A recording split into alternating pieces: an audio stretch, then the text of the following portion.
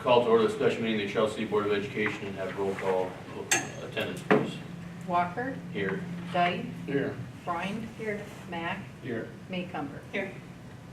Agenda item 2 is reading of the district mission statement by Director Maycumber. The mission is to engage, inspire, and empower students and staff in order to maximize learning. Agenda item 3 is approval of the agenda. I'll make a motion to approve the agenda as presented. I'll second. Motion is second to approve the agenda. All in favor say aye. Aye. All opposed? Motion carries. Agenda item 4 is to welcome the visitors and to receive public comment. Does anyone wish to make public comment tonight at this time? Okay. We will move right on to agenda item 5, superintendent search, stakeholder survey. You betcha. I'm here to. Pass this on. There. Good to see you guys again. Starting to feel like spring, which is nice. Okay. We got a lot to do tonight, but I recognize that we're going to look at the stakeholder survey results in open session and then go into closed session and talk about our candidates tonight. And look forward to that. I would just put up here our tasks, an agenda, if you will, are to get down to semifinalists later this evening in closed session. Finalize screening interview questions. We've taken a draft at some of those, but you'll have the final say on those. Formalize a formal interview schedule. I think I've sent you a couple based on the feedback that I heard, but we'll take a look at that tonight because if it's during the day, we might have to look at subs and some of those things. So we'll look at the formal interview schedules, and if it's not finalized, we'll get closer to that tonight. Also, the stakeholders, I know Dan and Terry and others have had a lot of conversations about the right people to get feedback, so we'll talk about that down the road. And then formal interview questions, and we'll look at that. So let's start tonight with the stakeholder survey. I'll project a few things, and you can stop me if you like. I want to acknowledge right up front that the purpose of this survey is to get buy-in from your stakeholders. And when I say stakeholders, that's both community folks as well as district stakeholders, students, staff, and others. And in the end, it's the board's probably primary task to hire a superintendent, set the direction of the district, and obviously approve policy. And so this is to advise your decisions going forward and your what desired qualifications are in the new superintendent, giving the voice, because even though you had 308 responses, that's a small fraction of your community and your district. And as you know, sometimes on surveys, it's the people that are really happy about how things are going, the people that aren't happy about how things are going, and probably a lot in between. And so I share this with you just with that context in an effort to say there could be things that are missing or from your perspective that need to be added. But again, this is a pretty good snapshot of what folks said was most important. And so the first page here, 308 total responses. Justin and I were kind of watching that closely as they came in. We had a big kind of splash right away, and then it seemed to tail off a little bit, and then we got quite a few more towards the end. The bulk of your folks were parents, 30%, almost 31%, 95 parents. Follow that up with teachers, community members at 22% of your feedback here, students, and you can see the data in front of you. So when you're looking at this feedback, keep that context in mind.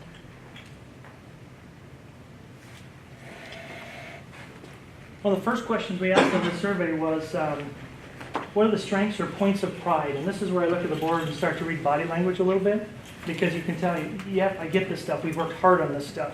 These are areas we want people to be proud of. This is probably why we get open enrollments, hopefully. But this is some of the themes that came out of the survey that Roger and I pulled together. They're not in any particular order, I would mention. But again, it wasn't one person that said that. These were themes that came out, and maybe not on certain terms, but similar terms over and over. The first one I mentioned was a caring and committed staff, or dedicated staff. And when you see below on your sheet, there's some red documentational. Those are representative comments, but they're paraphrased word for word.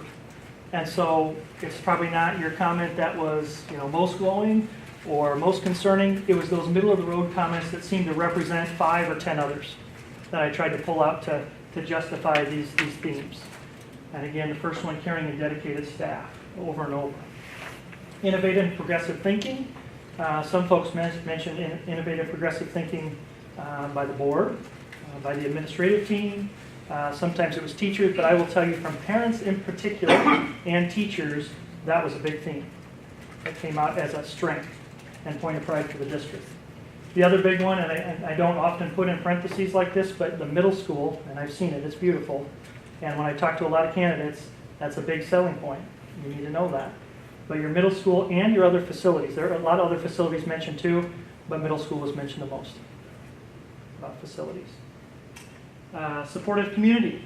I shouldn't take that for granted because sometimes I do this and that's a weakness or a concern area. But supportive community was, and it wasn't just by the community folks, I promise. People do appreciate, teachers in particular, the supportive community that you have. Supporting and welcoming diversity. I had to read into this a little bit to figure out this orange frog thing. I started thinking, what in the world is going on with this? I got to admit, it was unique. But after I saw that about 4 or 5 times, I started to dig into it and get some clarity to that, and then I went to the website. But that was big. That was big, and a lot of people mentioned it, recognized it, and called it by name, which I thought was telling. It's also learning for us. As we recruit, we can mention some of these things and talk, which we did. And then sports and fine arts program. And what was unique, and I think you should be proud of, is I didn't calculate how many people said sports and how many said fine arts, but I would tell you most of them said both. Most of them didn't just say sports or fine arts, and that's not always the case either. Often it's one or the other. And then you see the other one as a concern or an area of growth. Yours was very unique that it seemed like it was an intentional effort, a point of pride for both. And you should be proud of that. So I'll give you a minute if you want to see some of those representative comments. I can't tell you have one for each, but I can tell you that those really represented those themes that came out of this particular question. Anything to add, Roger?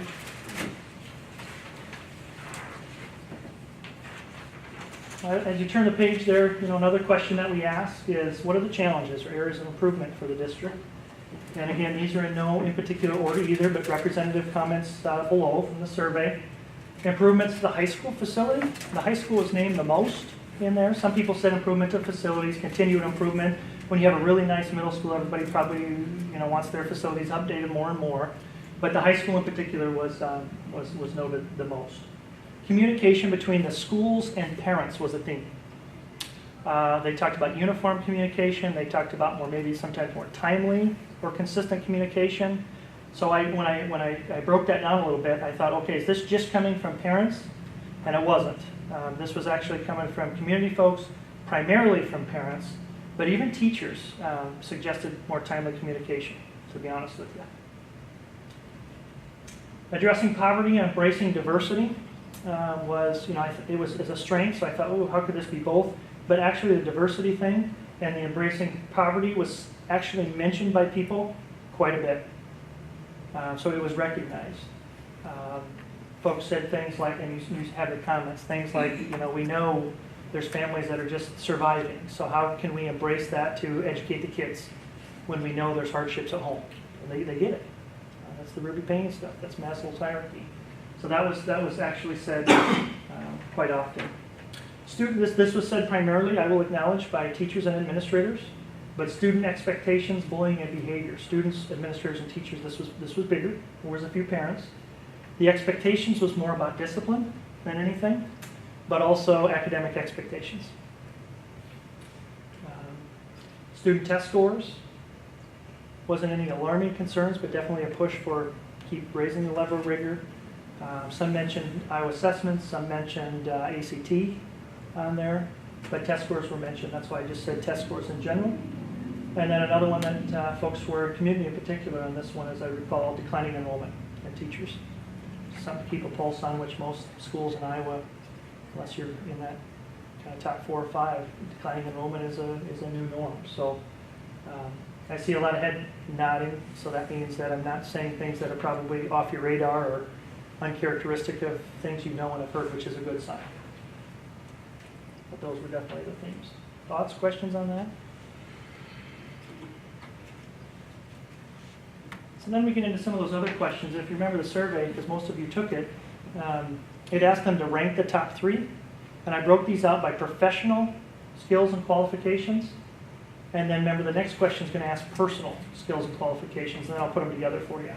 So just ranking them, the top 3, here I gave you the top 5, but they are in order.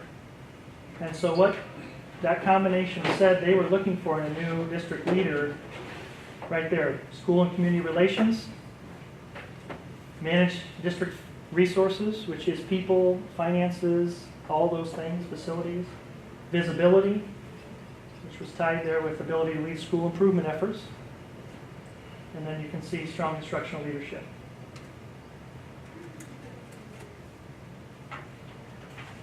And we'll Just look- for point of clarification, Yeah, those 5 are the top professional skills desired for a new superintendent. correct. Doesn't mean that our current superintendent isn't excelling in all 5 of those areas. That's correct. Okay. Oftentimes what we see on these, to be honest with you, is they don't take these for granted. They don't want to lose them. Exactly. Or, and I don't know this often, or it's a concern and the pendulum swings the other way. You guys know that, I don't. But absolutely, that's well said. Same with the next one, the personal. These are the personal traits and qualities, and I break these out because I do think they're different. Again, in order, approachable and open-minded. They don't want to lose that, right? And I can tell you, Yeah. a lot of times I do these and it's on there, not because they don't want to lose it, but because they don't have it. Collaborative leadership there, success in others, communication skills. It's pretty clear. So when I pull those out, as you recall during our presentation last time, what Roger and I did separately, and this is going to come together tonight in closed session for you, is we put these on a rubric. I just take a screenshot of it. But we take those top things, top personal, top professional, not exactly knowing what they were. But when we rated the candidates for you, and you're going to see, we're going to go top down from our ratings tonight, and it goes back to this. When we went through all their materials, and it was nauseating going through all of them again, because you go through them 3, 4, 5 times, and we send them to Elaine, she goes through, and we have 3 different people look at them all. You're going to see them rated top down based on these things. Then we're going to set questions for Thursday. It's going to be, I'm going to pull you back to those things, because that's what the folks said they want, and I'm going to assume with your body language, a lot of things you want in a new superintendent, so we got to keep the process tight. Okay? So I would pause here and say, is there anything that we've missed though? Because as a board, it's the biggest thing you do, one of the most important things you do. So if there's things you've missed, then we need to acknowledge that when we share candidates with you tonight. But we've rated them based on these things, these top categories.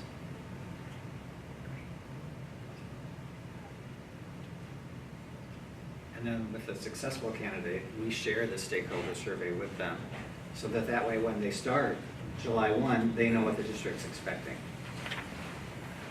We shared that, and we share their financial indicators. Remember that screenshot I shared with you when because we get questions on that? We share those 2 things.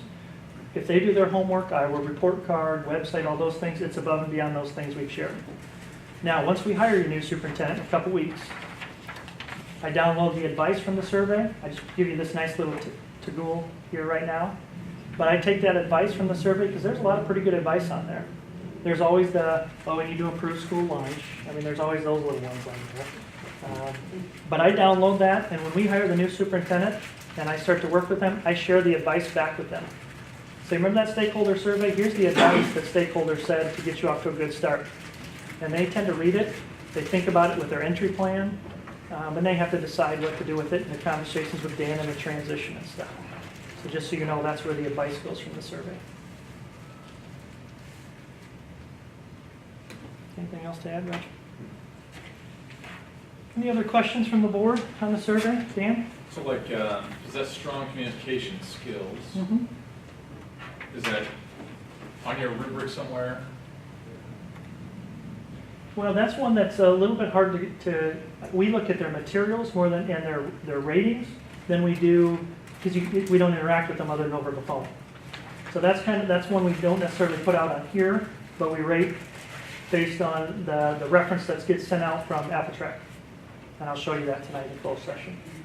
You'll be judging that then through the interview process. Yeah. But then again, it's a question that we could add to the interview Correct. in specific. Absolutely, yeah. Or like visionary leadership? As I see lead school improvement, but that's not always the same as being a visionary leader. Right.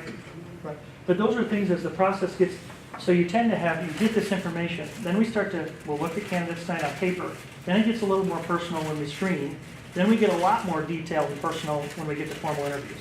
And the process just continues to get detailed and narrowed to get to that final person. So. Now, when we share the candidates with you tonight, keep in mind, we're not just going to share information just on this. I mean, I went through all their ratings, which communication's one of them, and lots of other things. And so when there's real strengths in those areas, weaknesses not just on these areas but others, those we're going to bring those to your attention.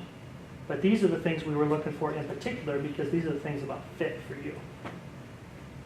But in closed sessions, everything's on the table. Now, I'm willing to go either way here, and I want to obviously stick to open meetings, but you might want this on tape, so you tell me either way. But the next thing they have is an overview of the pool. It doesn't talk about particular candidates. And so do you want me to do that in open session, or shall I wait to closed? It's no names, it's just an overview of the If you're 26. comfortable with it in open session, that's fine with me.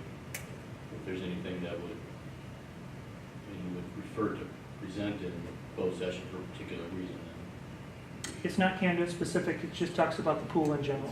General. I think it would be good because it does show the amount of interest. It's For the public, then they'll know how many people Yeah. apply. Right. So they understand that we're not looking at, we didn't get just 3 people. That hasn't really been public knowledge as to how many people have applied. You're- And as long as we're being confidential about that, I think that is important knowledge for. You're generic enough that we're not gonna be able to tell who or where. No, Okay. and that's why I'm offering, because as much as we can tell the public is great. Yeah, mhm. go ahead. And Should be that's proud of the what we- pool. yeah. So, but I also know that the open meeting said just stakeholder survey, so. All right, well, I'm actually pretty proud to tell you you had 26. We recruited hard. I know I had a conversation with Terry and said, Terry, I'm working hard for you here. And I sent you the Excel file with 50 some, and there wasn't some on there that because we were trying to keep track, making sure we weren't all calling the same people. And I will tell you, you got some no's. The timing wasn't right, scenario wasn't right, but you got a lot of yeses too, and we'll look at more detail. But overall, you had 26 applicants that completed the application. I will tell you in closed session, you had 1 applicant that pulled out this morning for some personal reasons, which I'm glad now and not later. Gender-wise, you had 3 female applicants and 23 male applicants. This is self-identified ethnicity, so self-identified, 2 Hispanic, 1 Asian or Pacific Islander, 23 white, which is actually pretty typical. This is an interesting one. This is where I think your pool gets differentiated a little bit in experience. And this is related experience to the superintendency. So this could be an assistant superintendent. You've had some candidates where they were directors of innovation or director of student support programs. That would be considered a comparable, even though Dan could argue it's not. It's a related experience. And so that would show up on here. So if you look at this, you had, I saw here, 13 or 15 that had 3 or 4 more years of related or comparable experience. That's actually pretty unique to your pool. Normally, we don't see that much experience. Highest degree here, I would say this is another differentiator. You had 7 candidates that had a PhD or an EDD, a terminal degree. Not that that's the end-all be-all, but it shows the quality of your candidates was pretty high. And then last but not least, just one of the things that you might find interesting, I certainly keep my pulse on, but where are the people seeing the jobs to apply? University posting here, 1. K-12 job spot, 5. That's the national K-12. Newspaper, 2. Regional office website, 1. And then other, which could be emails, phone calls, my website, social media. That's where we tend to see those. Is that where 19. Teach Iowa would fall into? Teach Iowa normally would fall in other. Some people will, since it's self-identified, some people will call that newspaper or website, but normally it's going to be other, yeah. Yeah. University posting, when I reach out to Iowa State UNI, they put on a posting, that's where that's identified. Yeah, kind of interesting. And so I'd entertain any general questions, but I just wanted to share that, and I'm glad we could share that publicly.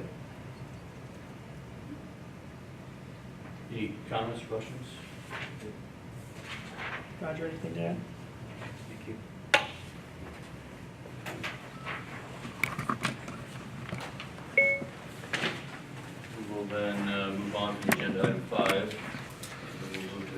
6, consideration of closed session. Move to go into closed session for Iowa Code 2151I to evaluate the professional competency of an individual. Is there a second? The second. Motion is second to enter into closed session for Iowa Code 2151I to evaluate the professional competency of an individual. The board, Roll call vote. PowerPoint, because I'll. Dyke, Yes. Brine, Yes. Mack, Yes. Maycumber, Yes. Walker. Yes. She'll drive us on the way Motion home. carries, and we're now in closed session. Okay.